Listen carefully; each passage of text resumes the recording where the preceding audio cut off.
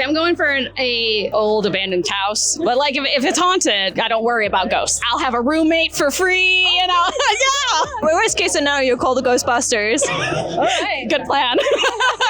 皆さんこんにちは、こんばんは。カティキャットですね。今日はなんとアメリカにやってきました。で、そこではちょっと友達にいろいろ聞いてみたいと思いましたので、アメリカ人に聞いてみましょう。日本についてね。Hi, so have you ever been to Japan? I have. I went 4 years ago. What did you do? I visited this Ghibli museum. I went to Mount Fuji, seen the sky tree, stuff like that. That's what I did. Okay. Yeah. And you've been to Japan? Yeah, I've been there in 2011. I've been to Tokyo, Osaka, Tottori, Kyoto. I've been to the manga museum in Kyoto. So yeah, I've been there for about 3 weeks. And I haven't been back since then, but I'm about to remedy that soon. So what did you love the most about Japan? Meeting a lot of people with a lot of different backgrounds. Different backgrounds? Yeah, so meeting a lot of people either from the countryside or the people that were in the city, and their experiences and their difference in lifestyle were really interesting to see. Did you have like conversations with them? No, it was a lot of more city people watching kind of a thing. But I got to know more people in the countryside when I was staying with the host family. Oh, you had the experience with the host family? Yeah, so we stayed at an Airbnb and spent a lot of time with the Airbnb hosts. So they were kind of a host family? Yeah, like we had a meal with them. I wouldn't have had that experience. I just stayed in a hotel when I was in the city, and it wasn't the same experience. But that's what was interesting for me, was seeing both. How was having a host family?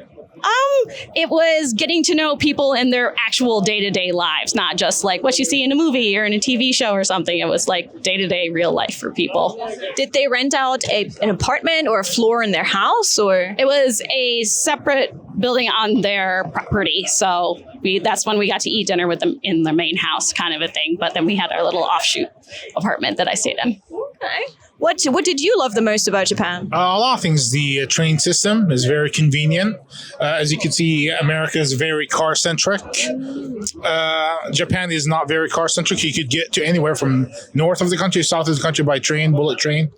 The food, in a way where you could get the best breakfast in the world in a train station. It's price-friendly. You know, it doesn't cost you an arm and a leg. Hospitality is top-notch over there, as always, and I experienced it firsthand. That's the main two things that really stood out for me. Convenience, hospitality. Yeah, what's like the reason for you to want to go back? I think Kyoto made a big impression on me because it was very scenic. There was a Buddhist temple. I was allowed to go there and sit on the steps of it, and just sit there and relax when it was heavy raining. So everybody over there was really nice and kind as well. So Kyoto left a good impression. Yeah, definitely. Kyoto is the number one. If I could, I would go there more, visit it more than Tokyo. We have like very different experiences. You went hotel and kind of Airbnb, and you decided to go with Capsule. Why? Well, I went with Airbnb, but Airbnb back in the day was in its inception. You would pay them cash. Yeah, we left the cash on the table. But with Capsule Hotels, it was very interesting. They give you your own clothes, and accidentally, I wore the shorts over the jeans. Don't tell them.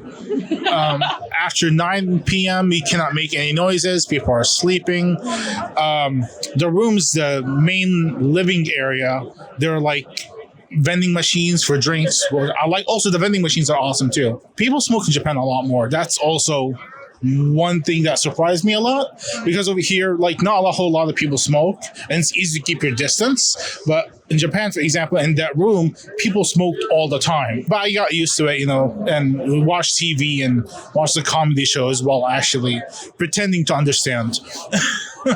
So no, it was interesting. Capsule Hotel are an interesting experience to a lot of people. If you're claustrophobic, well, don't try it.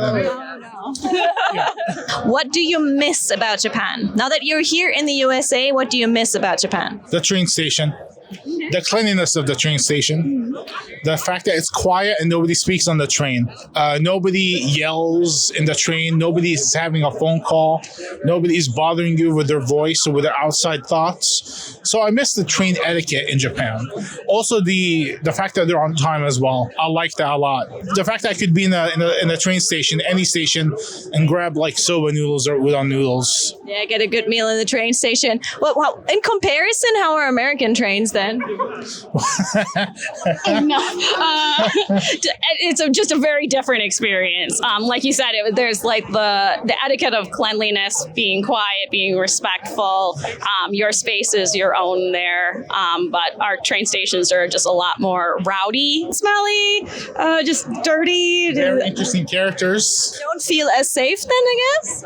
Not doing unsavory things. I've heard some stories from my roommates. You just don't make a lot of eye contact with that. Yeah, Don't make eye contact.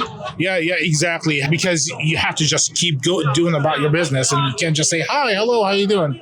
No, it's not like that. So cars over trains, and what are you saying? And you miss the train system. Right. What do you miss about Japan? I missed the fashion. That was such a big deal for me. So I dress in very pretty outlandish, cosplay, cute stuff. And I came from New York, and I'm like upstate New York, where there's not a lot of that. Going to New York City or going to Seattle or going to Japan, anywhere where there's a big concentration of people that have fashion sense is just so uplifting for me. And I love all the brands that come from Japan, and whole Harajuku scene is something that the minute I figured it out and learned about it, there was no going back. And I love everything about it, and I dream about going back and just being part of everything related to there. Wear the fashion and be your best self. Question though, if you wore this kind of fashion, so what I'm, for example, wearing out here or where you are from, what would be the reactions? A lot of weird stares, a lot of, what are you dressing up for? Are you a doll? Are you a child? Or it's not the same sentiment of appreciation for aesthetic or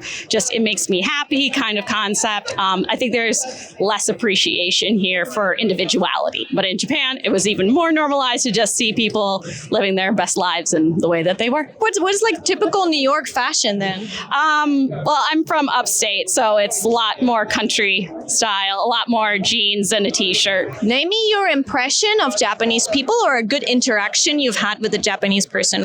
So I went during Sakura season, and I was really lost, confused, a little scared, trying to figure out where to go and what to do. And it was kind of the look on my face that a lot of locals were able to say, head this direction, head that direction. So it was a lot of not necessarily being able to use words because I don't speak Japanese. And so they could see the confusion on my eyes and pointing and getting that across. That was the best nonverbal communication I've ever had in my life. And it went from being terrified that I don't know where I am and what I'm doing to feeling safe, confident, and the place I want to be. If I was going to be lost anywhere, I'd be lost in Japan. If you want to be lost anywhere, you want to be lost in Japan. Sounds like a good sentence. Good interaction you have with Japanese people? Yeah, they're very helpful. I asked for direction when I was on the bus, and he got out of the bus to actually point me in the right direction. Wow. That was in Kyoto. Nobody steals anything. I left a lot of stuff. Nobody stole anything, or they returned it to the police.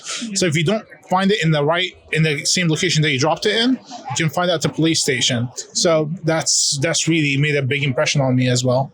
Did you accidentally drop something or? Yeah, I forgot some merch that I bought, and it just was there. Nobody picked it up. Still in the same location. That's what we love about Japan.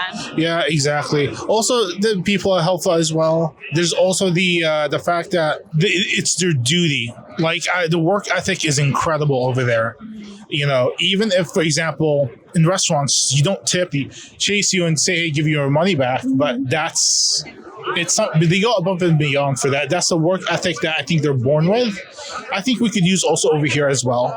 I must say I was a bit shocked about the 18%, 20% tipping on the bill. That's already quite high. For me, it's high because the yen's weak. So I was a bit, wow, that's a lot of tipping. shopping money. So, what if you can go back to Japan, or once you're back to Japan, what do you really want to do? Oh, I want to buy a house. I want to go all in. I've been looking at real estate already.